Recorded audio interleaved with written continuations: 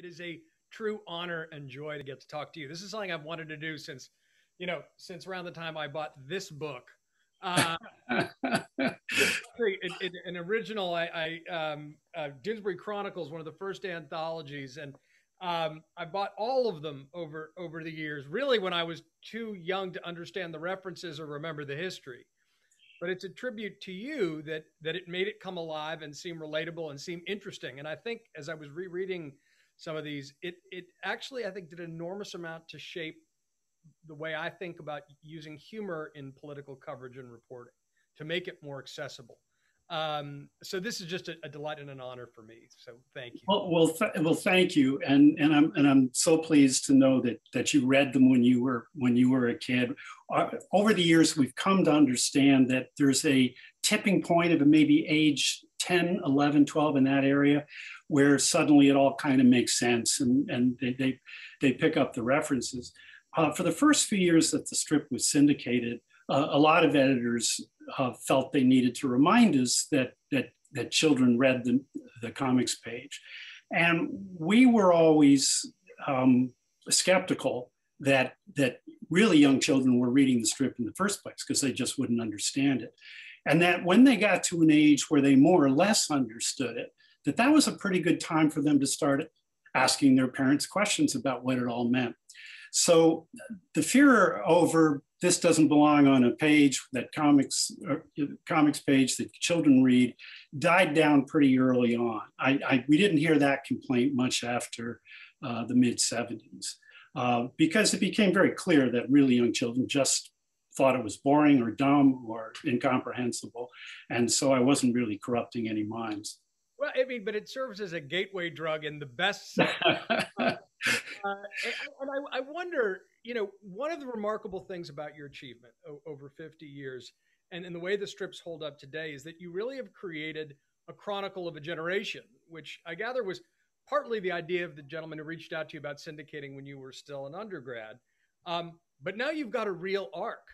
And how consciously over the years have you thought about the work of Doonesbury is telling the story of a generation through your characters? Well, obviously, to some degree, it does. I mean, my perspective is what it is. It's of a person my age. However, I have to say, it's been a struggle to continue to write the older characters, because the younger characters, by definition, are more dynamic. I mean, they're in the throes of putting together their identities. They're in the act of becoming, and that just makes them inherently much more interesting to write about than characters who are pretty much, after all these years, we pretty much know who they are. They're not going to change much. There was a story arc about 10 years ago where Mike actually hands off the strip to his daughter Alex. And there's a formal ceremony on a Sunday section in which says, well, she's now going to be heading up the cast. And of course that goes sideways, and the original characters revolt and take back control of the strip. But nonetheless, I must say that's where I go first when I'm thinking about writing the characters is the younger ones. That's fascinating. I've noticed in the introduction to this, as I was rereading it, you've got a great line where you say, in the pursuit of tomfoolery, the desire to join battle sometimes overwhelms. And you walk that line between the causes and without ever breaking character and the humor brilliantly. I wonder in particular, though, when Watergate started to loom, which won you a Pulitzer, my God, how did you think about changing the aperture to bring it onto the comics page? Everything from having Nixon speak from the White House as opposed to being shown envisaged to some really surreal sides like Jeb Magruder's concert tour. I mean, some really surreal stuff. How did that force you to evolve in this book? Well, I don't think you're ever conscious of evolving. I think, it's just something that happens over time. And I was beginning to gain a little confidence that I was onto something. Early on, I had no idea. I mean, I was really not ready for prime time on any level. I entered this field. I was put on a pretty big stage at age 21. and really hadn't developed the skill set that was normally associated with the craft, much less any overarching philosophical approach to how I was going to proceed. I knew that I could write about whatever I wanted to on a college campus without penalty. And I made some pretty bad assumptions about how I could continue to write much as I had before, and that it would be a very natural thing to bring rock and roll and drugs and sex and politics to the comics page. Of course, that was something that people would welcome. And that was something of a miscalculation. And I had early client retention issues, existential issues. And in the beginning, I was getting bounced out of a lot of newspapers. I was getting cancellations. I was being suspended. And I was bewildered by it because I was clueless. I was naive. But one of the nice qualities of cluelessness is that, in the young especially, is that it is sometimes confused with courage. The audacity of the strip was not intentional. It just was kind of a byproduct of what I was doing. I have to say that it, this is something that's not particular to me. I think, most 20-year-old men are pretty poor at risk assessment. That's why they make such good soldiers, and why they need sergeants. And in our world, the sergeants are the editors. And I had a really great one in James Andrews. He would tell me, I would get knocked out of some papers, and he'd call me up and say, look, if you want to write about Vietnam, that's fine. I'm down with that. I'll defend it. But you damn well better write about football the following week. His idea being that you had to pace yourself. You couldn't just have your knees on the necks of editors all the time. You had to give them the space to kind of get used to what you were doing, and you had to earn it. You had to, earn their trust. And again, that was something that wasn't altogether apparent to me when I started. In fact, I was so confused. I did something you'll probably laugh at. I sent out a questionnaire to editors, in effect asking for permission slips. And I said, dear editor, I sent out to like a dozen prominent editors. And I said, could you please let me know which of these topics you think are appropriate for you? I mean, after all, they're the clients, right? I'm trying to please the client. And many of them ridiculously actually checked the boxes and sent them back. But one editor, I think it was the Providence, Rhode Island newspaper, wrote back and he didn't check any boxes. He just wrote me a letter and said, look, he said, if you approach this work with a sense of purpose and with intentionality and care, I really don't care what you write about. Just don't be a punk. Just don't be a punk. Don't do it just for sticking your fingers in somebody's eyes. Do it because it's something you care about and you want to share an idea that you think might bring people to thought and judgment. So, that landed in my newly constructed wheelhouse. I thought that's a good place to be. That's perhaps totally aspirational at my age, but what's wrong with that? What's wrong with having that as your purpose as you move forward? It was a way to move forward, and as I said, I've had help from so many people through all these various stages of development of the strip through the years. And I don't know what it is about cartoons, but it's just been a series of open doors. I've been privileged to talk to and to meet and to work with people from all walks of life and all spheres of work. And so I feel like I'm still at my age a work in progress. Well, I mean, that's one of the definitions of an artist, frankly. And one of the things about working in humor is people are much more willing to be forgiving, even when you're dealing with really edgy topics. You mentioned Vietnam, and the character Fred, who's a Viet Cong soldier who you humanize defiantly. Um, was that controversial at the time in his arc? I don't think particularly. My concern there more was how it was going to be received by the troops. Um, Unbelievably, the script was bought very early by Stars and Stripes, so it was appearing, in base camps in Vietnam. In war, there's a lot of sitting around, and Stars and Stripes was very popular, and they were reading it. And what did I know? I was a college kid, and so I, conjured up this kind of hippie fantasy of why can't we all get along, and putting two characters, both of them lost, in kind of a neutral, safe space, and then having them get to know one another. For someone who's trying to figure his way in through the issues of war and peace. That was my way in. And I have to say, years later, when I met, a substantial number of Vietnam veterans, and I asked them about this, I said, this must have just blew your mind that something could be this off base, that it had not the slightest verisimilitude. I really wasn't even very well read about the war. So I wasn't even, trying to write out of a vicarious understanding of what was going on. And most of the veterans said, no, you misunderstand why we liked it. We liked it not because it was accurately depicting anything we were actually experiencing, but because someone was thinking about us.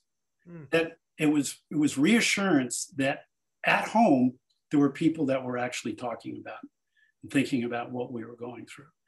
So that was an unintentional benefit to some of the young kids who were reading it at the time in country. Fascinating. That's fascinating because the rest of the comics pages exist sort of outside anything resembling current events definitionally. What about some of the early controversies? The characters in the 70s, I mean, Duke's always been one of my favorites. And look, you're never going to please everybody all the time. I was amused to find that you were on the subject of the receiving end of a lot of hate from the John Denver fan club, which I guess is hard to do in retrospect. But Hunter S. Thompson really had a grudge against you for Duke. He's such an iconic character of that era. How did you weather the inspiration attacking you?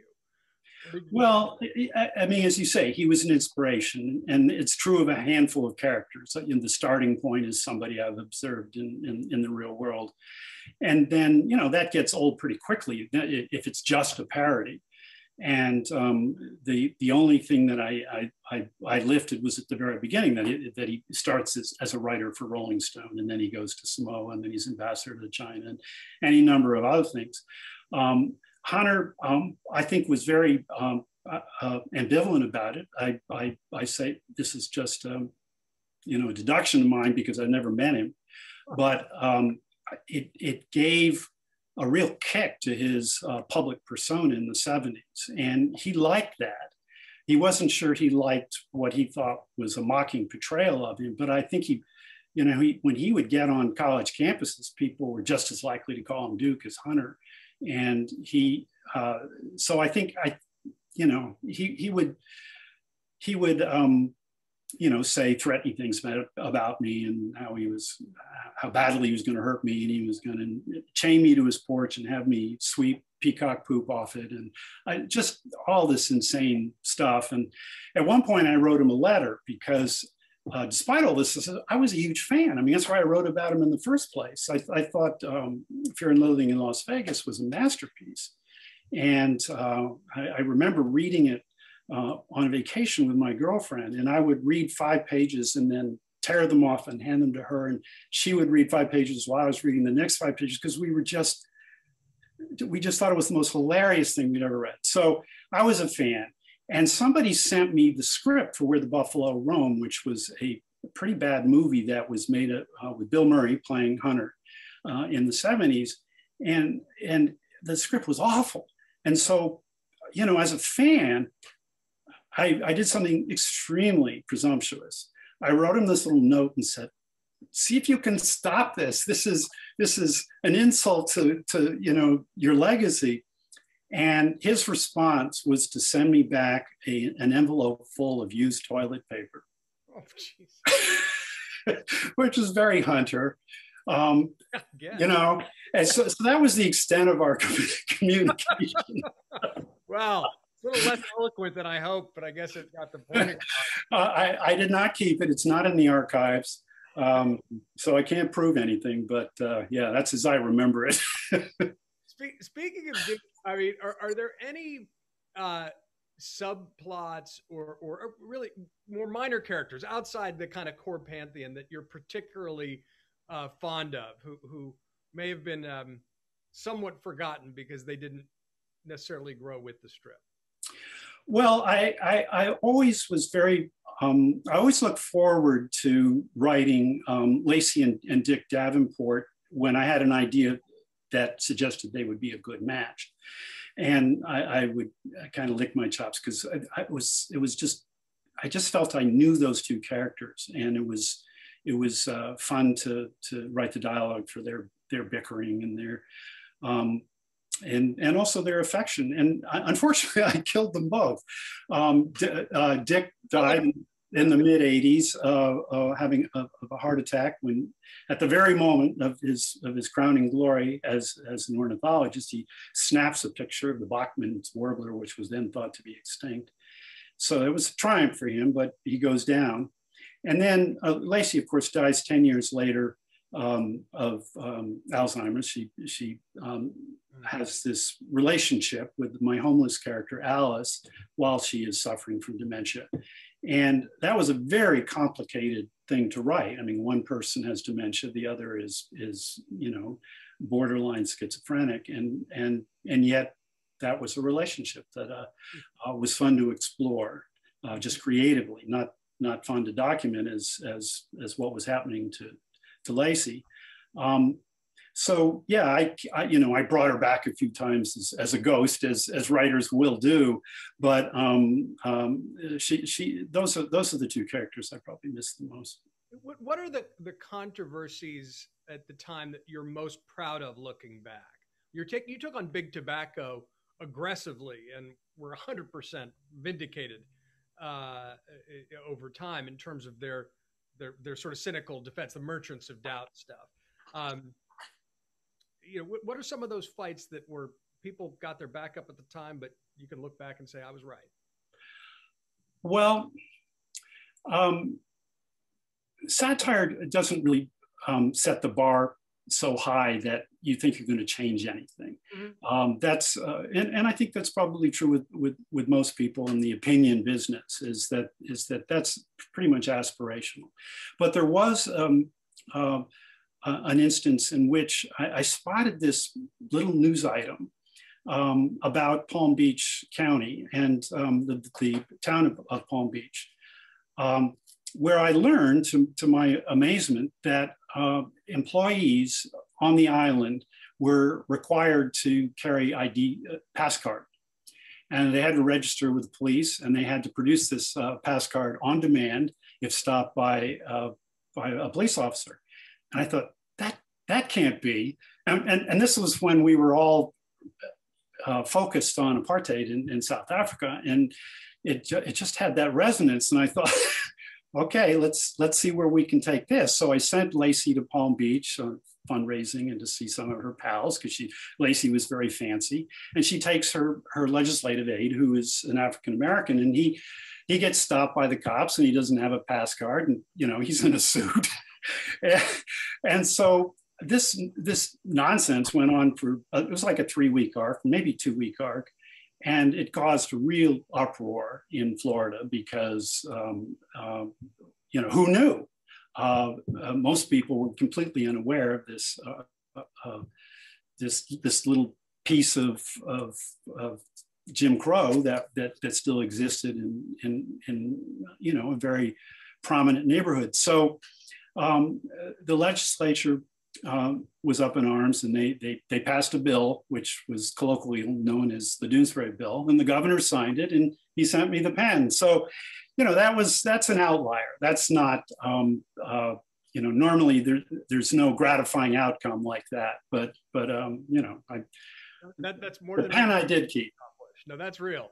You mentioned a 3-week arc for that storyline. When you were doing the strip every day, how far ahead did you plan? How did you sort of think about the arc of the story over weeks and months in advance? Honestly, I usually wasn't planning beyond Saturday. I mean, there just wasn't time. And even putting together the week I was working on was piecemeal. If an idea, I have a general idea of where the story is going for the week. And if an idea that was more appropriate to Thursday or Friday came first, I would draw it. There wasn't time to say, well, how are you going to get to Friday? You don't really know. So I'd have to reverse engineer it and sometimes change the story so that the Friday cartoon made sense. And then the Tuesday one would occur to me and I'd draw that. And now, so it's like a Rubik's Cube. And I was constantly rewriting the story to fit my creative process, which was haphazard. But if an idea comes, there's no time to discard it and find a better one or another one. I would say that my greatest generalized regret of the work that I did the first 43 years when I was doing the dailies is that there were no second drafts, and as a consequence, everything, in my judgment, as we put together this 50-year project last year and had to go back and look at all that work. The biggest problem with it is that it's overwritten. It should be pithy, it should be succinct, and that's what happens during a rewrite. It doesn't happen in a first draft for most people. A good cartoon strip should be comedy haiku. It should have flow. The reader shouldn't feel any speed bumps or get caught up in any swirls or eddies. It should just flow. And I don't write jokes, so the structure of the strip is a little different than most. It's all character humor, and you are dipping into a conversation, and it's really people just being themselves. There are very few punchlines in the traditional sense, which is why they're little codas to a lot of the strips, because again, the conversation just continues, even if you have something that makes you smile or chuckle in the fourth panel. That's fascinating just to hear about the process. I wonder, as you look back, were there any storylines you embraced that you regret, either because you went too far or didn't go far enough? Well, I regret the ones that just weren't successful, that just didn't pay off. And a good example of that is I saw that the New York Times was organizing an expedition to find the Loch Ness Monster. Well, that was irresistible to me. So I called them up, said, would be okay if I went. And they were backing, or at least tracking, a very smart guy named Harold Egerton, who was a professor who had invented strobe photography. And he'd come up with some apparatus where he thought he could, underwater camera, that he thought he could use to settle once and for all whether the Loch Ness Monster exists or not. The Loch Ness itself is filled with peat, like a lot of lochs in Scotland.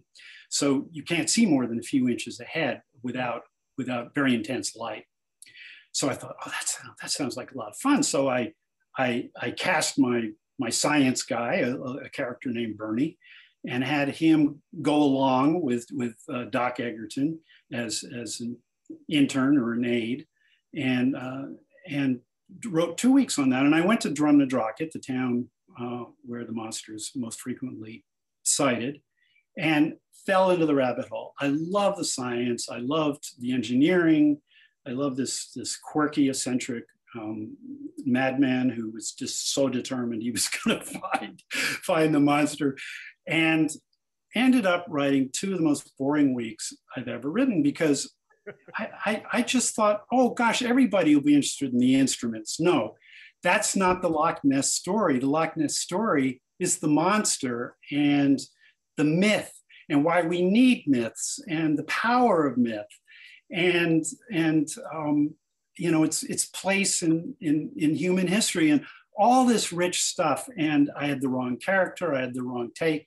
So that's an example of just not getting it right.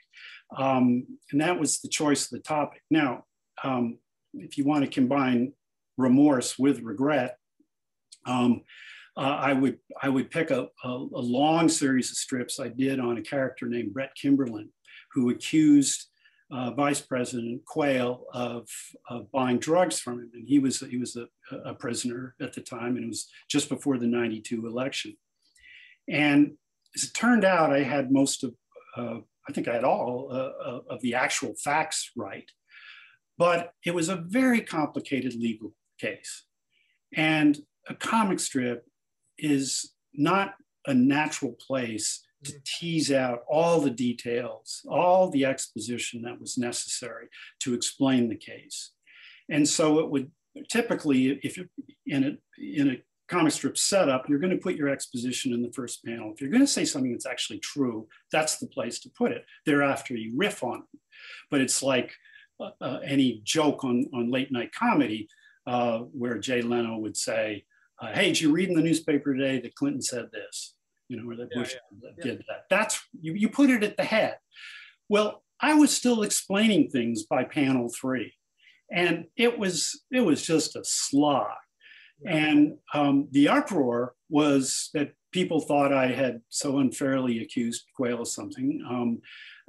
Actually, I hadn't accused Quayle of anything. I had accused the government of putting him in solitary confinement and preventing him from speaking to the press without cause. That was the case I was making. But even with, I got support from the New York Times editorial page, which is nice, but that's not what I do. I'm an entertainer.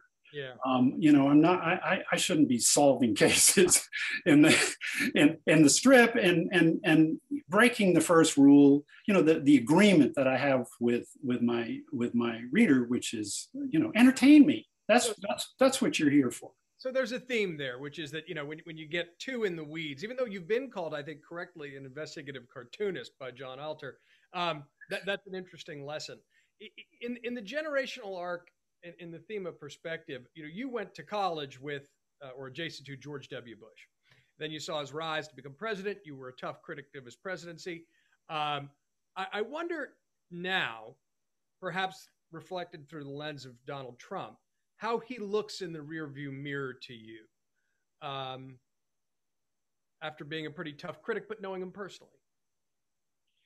Well, it doesn't soften my views about Bush or Clinton or anybody else for that matter. I think those views are intact. It's just they're so overshadowed by the extraordinary misrule of our past president, and so it makes us long for the relative calm of past days. Now but once you go back and start looking at what actually happened, we started a war in which tens of thousands of Americans died, in which up to 500,000 Iraqis died. That's pretty big time stuff. Mm-hmm. If anything's going to compare to it, I think obviously Trump's mismanagement of COVID. You can have that argument as to which was more unconscionable. But no, it really hasn't softened my take on W. And we started on a rocky path. When I was in college with him, he was 2 years ahead of me, and we were both on the social committee, if you can believe it. But more importantly, he was the president of DEEP, the fraternity where all the jocks were. And in my sophomore year was when actually Bush and I first crossed swords. I was working a little bit for the Yale Daily News, and I got a phone call from an editor and said, "We have a very interesting story, and we're doing a long take in the magazine next week. And we wonder if you'd illustrate it." And I said, "Well, what happened?" And they said, Well, the drama students, and the drama school was right next to Deke, reported all this screaming last week coming out of Deke House. And so they started sniffing around, and it turned out that Deke had been branding its initiates with hot coat iron. You know, they've been heated up and branding with deltas on their buttocks. And we had photographs, we had receipts. And so I worked up a series of my take on that, and the story came out and it broke big, and it actually made it into the national media. And Bush actually had been the social chairman the year before, but that year he was president, so he wasn't overseeing. The social chairman was overseeing the branding, but since he was the nominal head of the fraternity, the New York Times called him up and said, "Well, what do you have to say about this?" And he said, "Well, really, it's no worse than a cigarette burn." And looking back on that years later, I thought, isn't that interesting that his first interview with national media at the beginning of his career was in defense of torture. so it gave us just a taste of what was to come. Kind of on the nose. Well, it might not surprise you to learn something I just learned the other day, which is Ron DeSantis, the current governor of Florida, was himself formerly a member of Deke. So there's a closed loop there, perhaps. I want to get to questions to the audience, but before I do, I just have two other questions at least I want to get to. During the Trump years, did you feel a embarrassment of riches in terms of material, or did you feel that fact was outpacing fiction in a way that made it impossible to keep up? Well, I mean, like everybody else, I was surprised that he won, and then surprised at how clownish the presidency became. But remember, this had been baked into Trump had been baked into the business plan of big comedy for many years. I mean, in New York, I was writing about him in 1988, and when he set up the trial balloons with those full page ads in newspapers, actually outlining many of the policies that he embraced 30 years later. A lot of people have forgotten that he ran for president in 2020. It was only for 3 or 4 months on the reform ticket, but he was testing the waters. And so he was always a wonderful subject for people in comedy generally. Yeah, I mean, what was good for us, what became a golden age, the ratings of all the late night shows took off, was horrible for the country. And so, you can't feel too good about that, but from a professional perspective, it's been a very rich 4 years. A rich environment. On a personal level, you're married to Jane Pauley, of course, and in some ways we're sort of your generation's kind of golden couple of media. And I wonder two very prominent public figures, albeit though you've been private, reticent to give interviews, certainly earlier in your career. How have you made that work?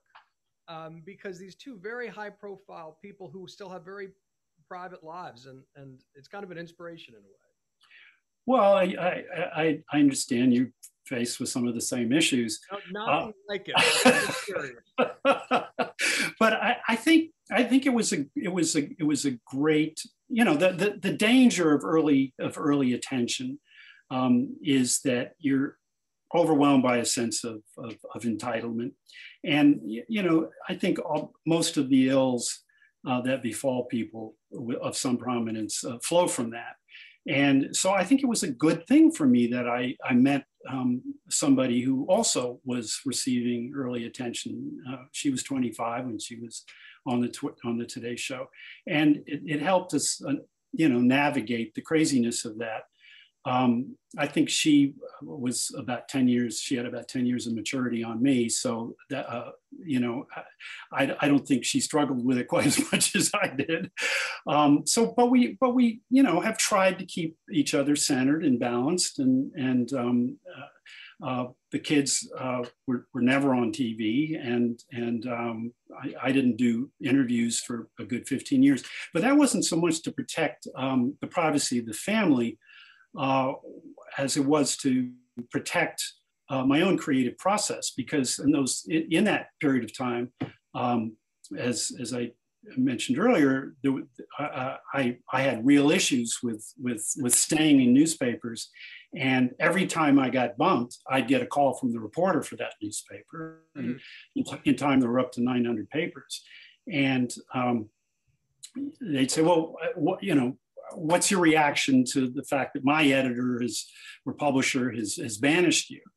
And I found that such a distraction, and you couldn't say yes to one and not to another, that I called up my editor and said, "Would you be my firewall? Because this is killing me. I'm starting to write in my head my defense of what I'm doing before I even do it." Yeah. And that's not healthy for the work. And and I didn't find it much fun anyway. So I was hardly giving up anything. And lastly, because I was in America's newspapers, I was in an unusual position for an artist or an author, which is there was no need for me to promote what I did. It arrived in people's homes, whether they invited it or not, and it was up to them to decide whether to read it. They didn't need to see me on Johnny Carson to make up their minds as to whether, I was a good person or that I, was worth reading. So I just kind of stepped behind Jane say, "Well, you always step behind the palm tree whenever we go out." And, she didn't have that choice. She had certain times and places where she had to show her face. But, I think it worked out. And we now have what Jane calls room temperature fame.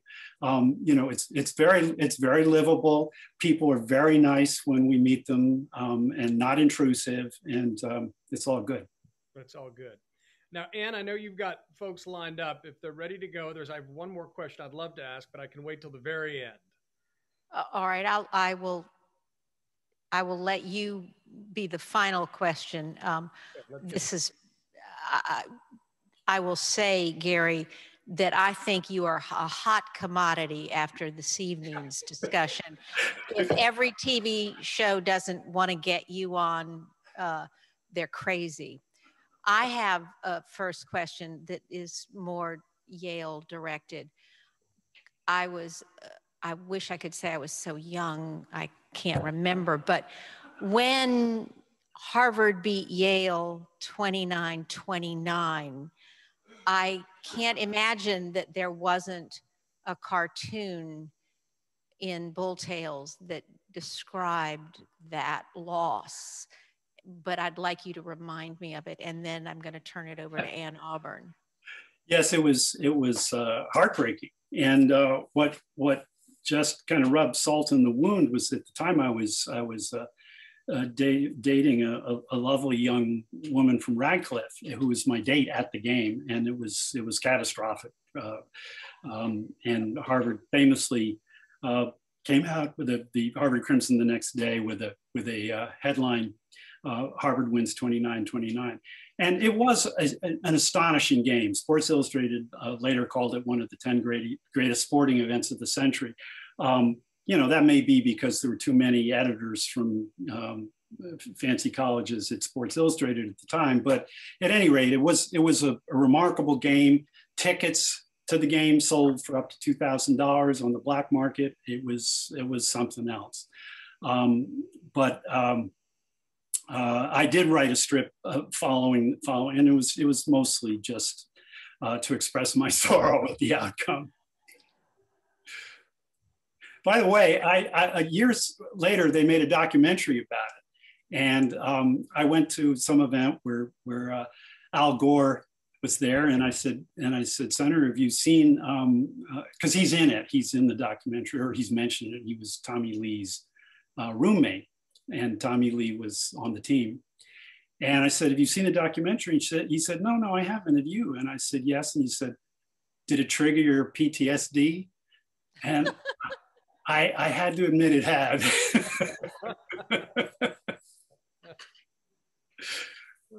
Okay, Garry, my question is about the creative process. And you've been doing this for such a long time, but I'm curious as to how much of what you have done over the last 50 years has ended up on the cutting room floor, and what has happened to all of that creative process through all of these years? Almost none. In fact, I had this strange habit of just wanting to be done with the strip at the end of the week, and so I would rip up the drawings, and I would, as soon as I had sent them on their way, as soon as I had faxed them or shipped them FedEx, the copies of them, I would rip them up and throw them away, because I just wanted to clear my head and say the work is done, and I was very compartmentalized. I wanted to, make sure that I had enough time for my family, so that they didn't feel they were in the shadow of this great project, this never-ending project. The strip is kind of like having a comic strip is kind of like a public utility. It's just there. It's on all the time. And it wasn't until maybe 25, 30 years in that it occurred to anybody at my syndicate that the creators might need a vacation. And the day I came home and told my wife that I actually had a couple of weeks of vacation a year was a happy day. And because up until then, I would go on vacation with the family and have to kind of work around the margins of the day after, during naps or after they'd gone to sleep or whatever. So, everybody has their own travails in trying to find the right work-family balance. But there was never enough time to create excess work. When people ask me, what do you do when you have no ideas? I usually just thank them for not noticing, because there were plenty of weeks where I had no idea, but I had to do it anyway. There was no alternative. So some character would get pressed into service, and the deadline would get met. Hi, John and Gary. So Anne was thinking on the same lines as I am about the cutting room floor. I was wondering, what is your favorite piece that was never allowed to be published? Actually, there were only, I think, only 2 weeks that were not published by my syndicate. Fortunately, there are subversive publications like Mother Jones and the New Republic that were more than happy to humiliate my employers by actually publishing them. And then that would infuriate the editors who had wanted to publish them. So they learned pretty quickly that it wasn't a good idea. Not that I was so arrogant that I thought everything that I submitted should get published. There are 900 clients. They all have different audiences and different communities. And I've always respected the editor's right to banish the strip for whatever reason. And often those reasons were not really all that defensible, but it's their paper. And they spend all day deciding what to put in their paper and what not to put in their paper. So I've never called it censorship. I think that does a disservice to those who suffer from real censorship.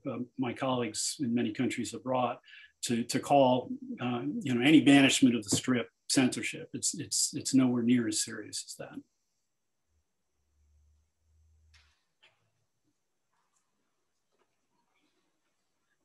Well, John, I'm going to turn it over to you for the last question, but I want to tell you that this room has been electric in person, which I know we are all excited about, but also the kind of discussion that the two of you have had is the best recording we'll have had this year, no question.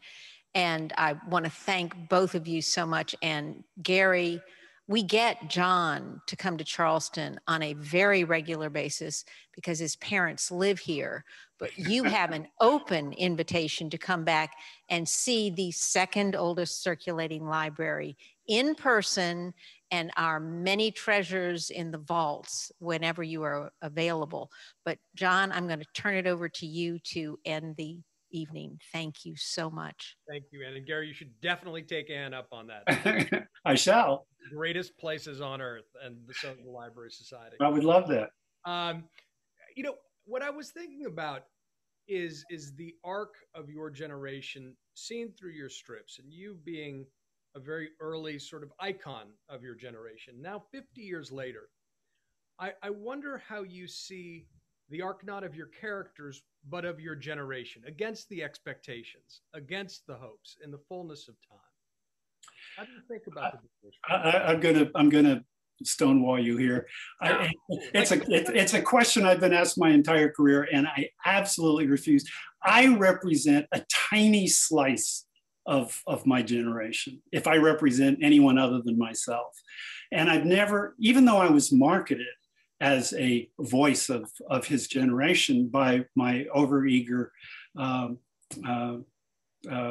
salesperson, John McNeil, who was head of sales, he would go to newspapers and say, "You're losing readers, by the millions. Young readers. They're not coming to your paper. You need a young voice of a generation and of their generation." And the reason we can prove his authenticity as such is that it is really poorly drawn. It's amateurish writing, and these are dispatches from the front lines of generational change. These are notes that he's throwing over his shoulder, and someone is rushing them in, and we're sending them out to the country, and you don't want to miss this. So I think he couched it in those terms. I never bought into that. I still refuse to buy it. My insights about my generation are I think, worthless. I take people one at a time. I have 73 characters, so I cover a lot of great ground, a lot of bases. But to make any generalizations about a whole generation is a fool's errand, I think. I won't prod you out of respect for, despite the stonewalling is the Nixonian technique. I appreciate that, and I think the humanity does come through in the particular, both of your characters and your humanity and your humor. And I thank you for your work, and I thank you for giving us this time for this conversation with the Charleston Library Society. Oh, it's great fun, John. Thank you for indulging me. I was happy to have this virtual visit to Charleston. Honor. Be well. Thank you all in Charleston at the Library Society. This is just another amazing night, courtesy of Ann Cleveland and the crew. Thanks, Ann.